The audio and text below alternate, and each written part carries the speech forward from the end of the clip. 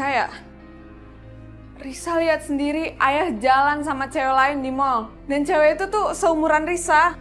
Mungkin Risa salah lihat. Udah, Risa nggak salah lihat. Risa bener-bener lihat ayah. Lagian cewek itu tuh teman sekolah Risa.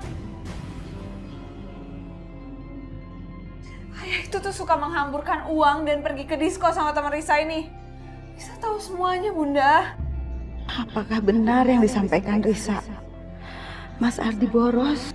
Memang iya. Semua uang simpananku dan perhiasanku pun sudah habis.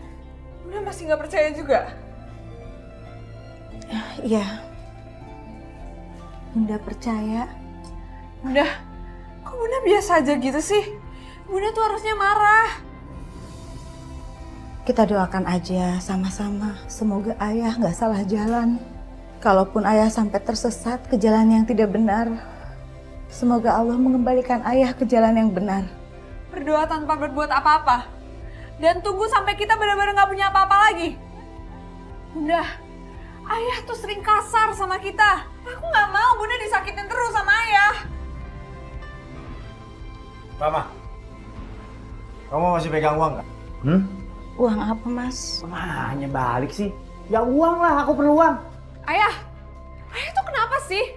Kalau ngomong sama aku, sama Bunda, juga sama Ega, pasti tuh nadanya tinggi dan kasar kayak gitu.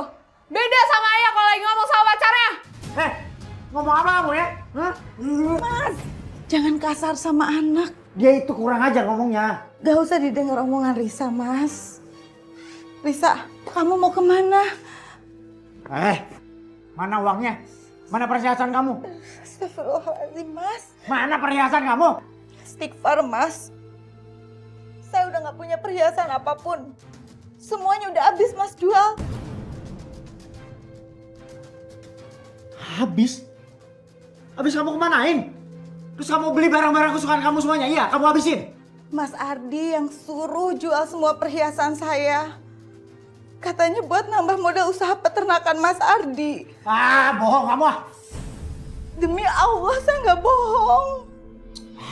Astagfirullahaladzim.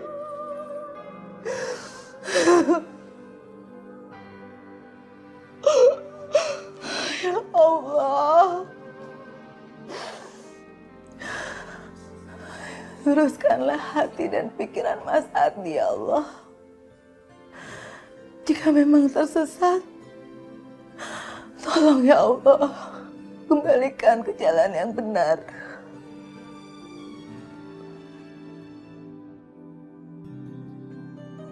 Pak.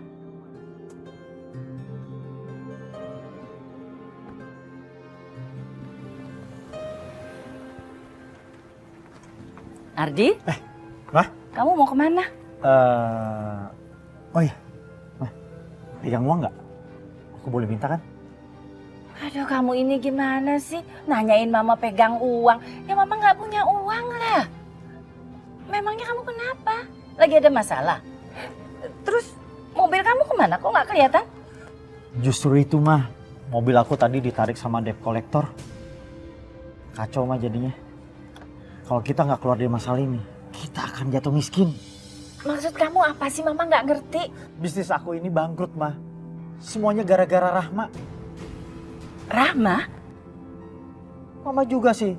Coba dulu mama nggak nyuruh aku kawin sama Rahma. Nggak bakal kayak begini mah. Kamu nyalain mama sih? Memangnya Rahma nggak punya simpenan uang atau perhiasan gitu? Udah habis kali mah. Mungkin baru pakai foya-foya. Udah aku jalan deh. Keterlaluan tuh anak. Iya. Rahma? Rahma? Iya, Mah. Kamu ini keterlaluan sekali ya sebagai istri. Hah? Udah tahu suami lagi pailit, lagi susah. Bukannya kamu bantu ngeringanin beban pikirannya. Dasar kamu gak tahu diri ya. Udah untung kamu saya jodohin sama Ardi. Kalau enggak kamu gak bisa hidup enak kayak gini. Maaf, Mah. Sebenarnya ada apa ya? Kenapa kamu habisin uang simpanan kamu dan perhiasan kamu? Hah? Sekarang Ardi lagi susah, butuh uang. Kamu gak bisa bantu kan?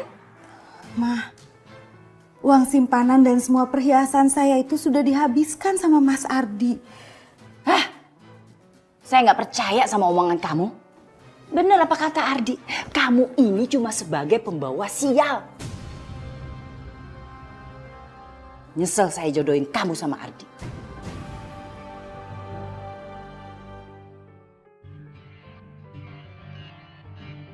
Aduh mas, sorry, udah lama nunggu ya? Enggak kok. Aku juga baru datang. Cantik amat sih. Auranya beda gitu. Cantik mana sama istri kamu? Cantikan kamu lah, ya kan? Kamu masih pasang susuk? Mas, kan kamu lagi bangkrut sekarang. Mendingan kamu ikut aku. Mana? Ke Eyang yang bisa mengembalikan semua kekayaan kamu. Anjur gak? Aku jamin, kamu lihat aja badan aku. Ini semua berkat pasang susuk di Eyang. Oke, kamu anterin aku ya. Oke. Dia nggak tahu usia aku sudah hampir 70 tahun. Tapi aku masih seperti 30 tahunan. Kamu adalah korbanku, laki-laki bodoh. Saya nggak percaya dia nggak sembunyiin perhiasannya. Sembunyikan di mana itu perhiasan? Ini. Kok kosong? Mana ya? Masya Allah, Ma. Apa yang Mama lakukan? Saya lagi nyari perhiasan yang kamu sembunyikan. Suami kamu itu lagi butuh uang. Ma, saya nggak bohong, Ma. Saya nggak menyembunyikan perhiasan apapun. Saya nggak percaya sama kamu. Apa yang Mama lakukan semuanya akan sia-sia. Karena saya tidak pernah menyembunyikan perhiasan apapun. Semua sudah dijual sama Mas Ardi, Ma. Kamu itu selalu aja nyalain suami kamu. Sementara kamu itu nggak pernah nyalain diri kamu sendiri. Masya Allah. Saya nggak tahu harus menjelaskan dengan cara apa lagi. Supaya Mama yakin kalau saya tidak menyembunyikan perhiasan apapun, Ma. Uang kamu mana? Hah? Di mana kamu sembunyikan? Sudah habis. Sudah kamu habiskan. Mas Ardi yang habiskan, Ma.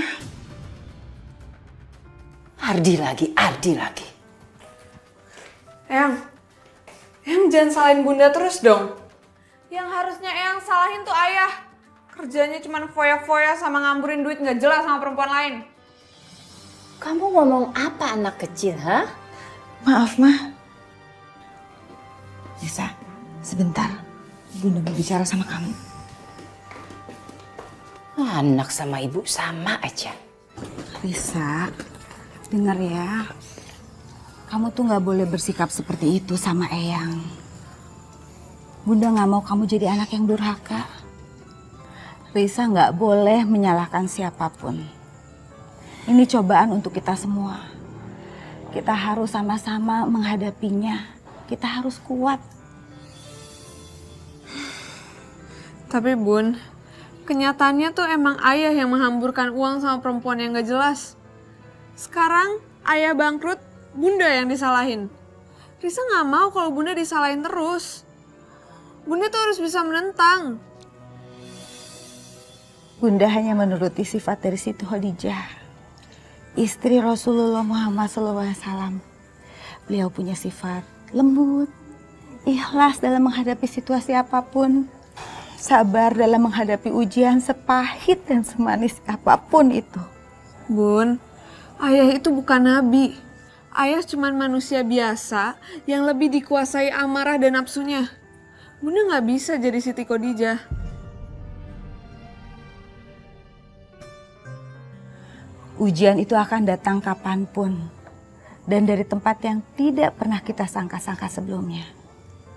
Sebagai hamba yang beriman hanya kepada Allah dan Rasul-Nya, kita itu harus selalu siap menghadapi ujian. Sepahit dan semanis apapun itu. Seperti halnya kita siap menerima harta berlimpah dari Allah Subhanahu wa Ta'ala. Iya kan? Ya Bun.